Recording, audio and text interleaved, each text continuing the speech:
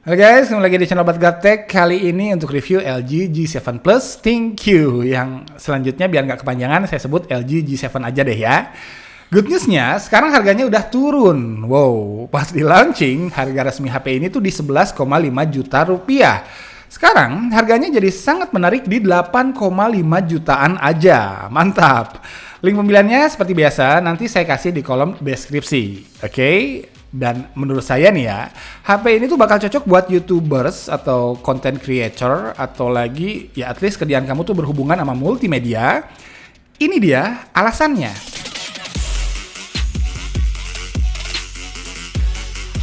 Takdir hidupnya YouTubers tuh selalu dikejar-kejar konten. Jadi gak heran kapanpun dan dimanapun harus cermat ngeliat peluang konten yang bisa dieksplor. Karena makin banyak konten berkualitas sama dengan makin banyak duitnya. Asli. Peluang konten worthy situation tuh bisa datang kapan aja. Kadang-kadang di saat yang kita nggak duga sebelumnya.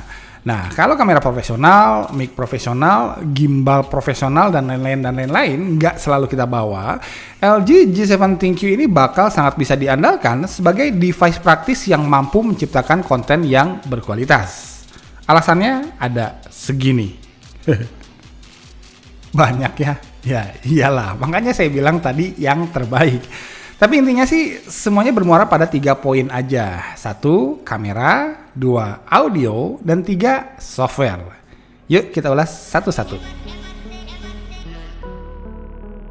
Secara hardware, modul kamera LG G7 ThinQ ini sebenarnya udah cukup baik, walau bukan yang terbaik.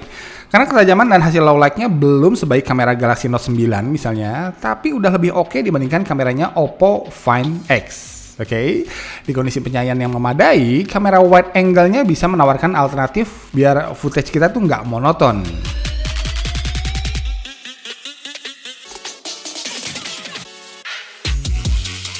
Sebagai kompensasi nggak bawa gimbal, sistem stabilisasi gambar di LG G7 ini saya nilai udah memadai. Untuk perekaman 4K dan Full HD 60 frame per second, hanya optical image stabilization-nya aja yang berfungsi. Tapi kalau kita ngerekam pada resolusi Full HD 30 frame per second ke bawah aja, optical image stabilization tadi bakal disupport juga sama electronic image stabilization untuk hasil sapuan yang lebih smooth lagi. Bahkan yang saya rasakan, perekaman kamera depannya pun dirasa cukup stabil dan cocok buat yang suka bikin konten vlog gitulah. Lanjut untuk autofocus, walau belum pakai teknologi dual pixel yang lebih canggih, tapi udah dibantu sama laser autofocus. Jadi tetap cepat kunci fokusnya.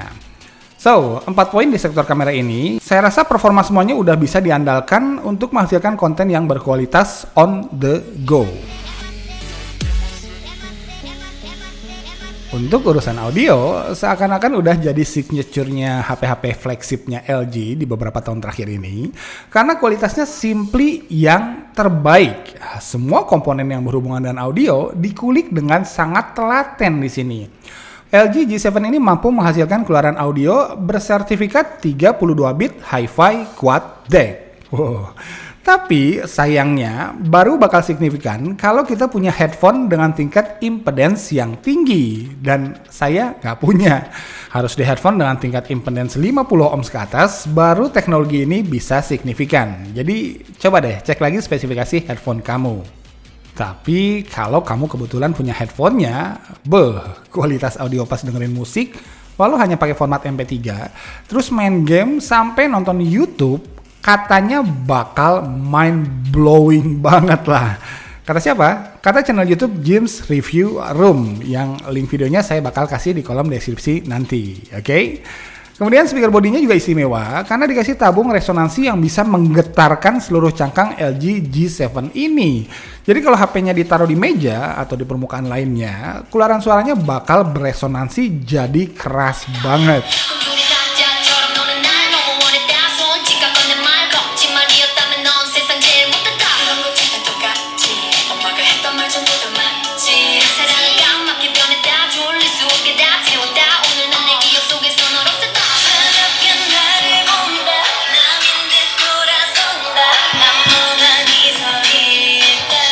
Nah, kalau inputnya gimana?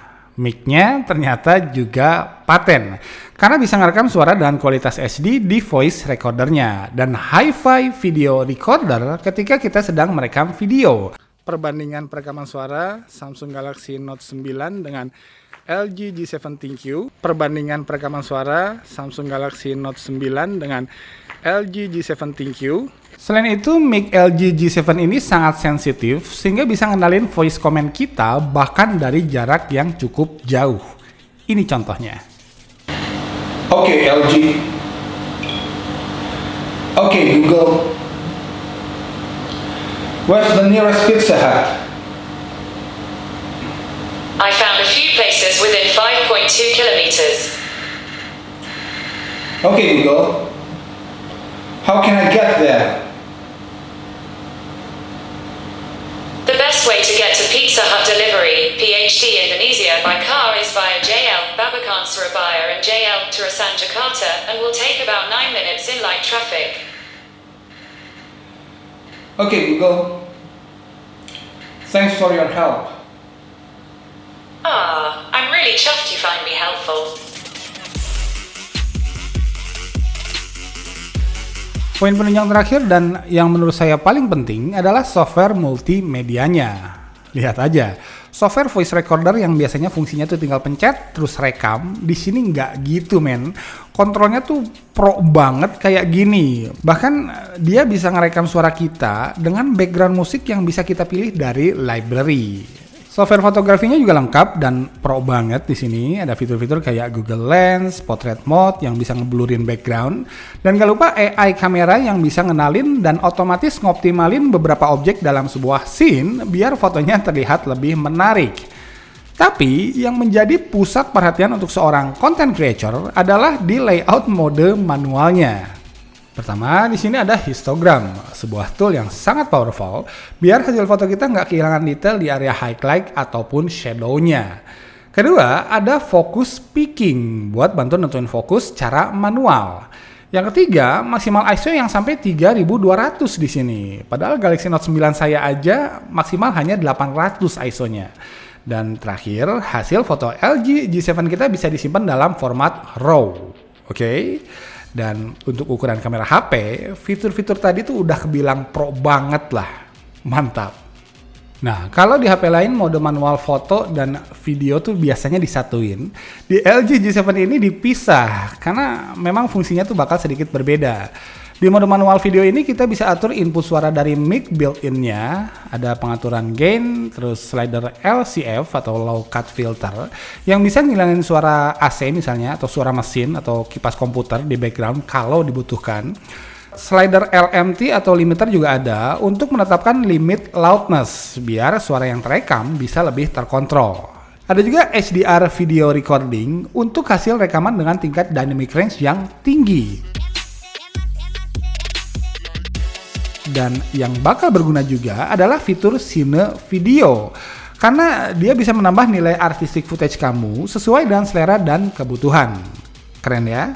Terus pilihan scene itu banyak lagi di sini. Kembali, ini semua mainannya profesional content creator. Terus mainan buat kita-kita yang awam gimana? Ada juga kok, karena fitur augmented reality-nya juga keren. Jadi bisa ambil video kayak gini.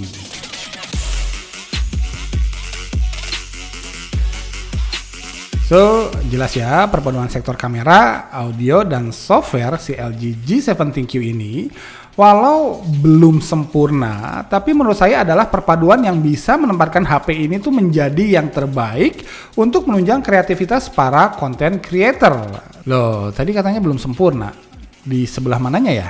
Nah, walau HP ini tuh udah bilang super lengkap karena punya semua checklist yang wajib dimiliki HP-HP flagship pada umumnya, kayak prosesor Snapdragon tercepat 845 lengkap dengan heat pipe untuk menghindari suhu berlebih pas kita ngegame berjam-jam, RAM 6GB dengan storage 128GB, mantap, sertifikat tahan air dan debu IP68, ditambah lagi punya sertifikat durability standar militer Amerika atau MIL STD 810G. Kelihatan kok dari frame metal kokoh dengan proteksi Gorilla Glass 5 baik buat layar maupun buat bodi kaca belakangnya. Terus lagi support VoLTE, jadi kita bisa telepon dan SMS-an pakai smartphone ke semua operator. Punya LED notifikasi, punya juga near field communication. Udah pakai USB Type-C, support Quick Charge 3.0, support juga wireless charging, gila kan, lengkap banget. Tapi bakalan lebih sempurna nih ya kalau HP ini tuh punya yang pertama SIM tray 3 slot yang lebih lengkap. Apalagi kalau kamu mau pakai kartu smartphone buat kartu kedua misalnya. Catatan kedua, walau back covernya udah pakai kaca Gorilla Glass 5, tapi kayaknya belum dikasih lapisan anti minyak oleophobic coating deh. Karena HP ini tuh jadi lebih gampang dekil dibandingkan HP bercangkang kaca lainnya. Yang ketiga, baterai yang seharusnya lebih besar dari sekedar 3000 mAh aja di sini. Yang jelas bisa membatasi gerak para gamers, pembuat konten, sampai audiophile. Mengingat headphone dengan nilai impedance yang tinggi biasanya butuh daya yang lebih besar juga. Dan jujur ini sangat saya sayangkan. Karena walau buat pemakaian biasa ya masih oke lah buat dipakai pas sehari semalam. Tapi di hari-hari penyakit ngegame militan kita kumat, ya sore-sore udah minta dicas lagi. Untung saya punya wireless charging yang dijadiin tempat parkir si LG G7 ini pas saya lagi kerja di depan komputer. Catatan terakhir adalah untuk standar HP-nya YouTubers, modul kamera yang digunakan sayangnya belum bisa disebut yang terbaik. Artinya mereka harus hati-hati dengan pengambilan footage di kondisi low light. Oke? Udah sih 4 itu aja catatan yang sebenarnya cukup saya sayangkan dan jelas perlu kalian pertimbangkan sebelum meminang HP ini. So, itu dia LG G7 ThinQ dari sudut pandang para YouTubers dan content creators. Mudah-mudahan videonya bermanfaat. Sampai ketemu di video selanjutnya. Nichols out. Assalamualaikum warahmatullahi wabarakatuh.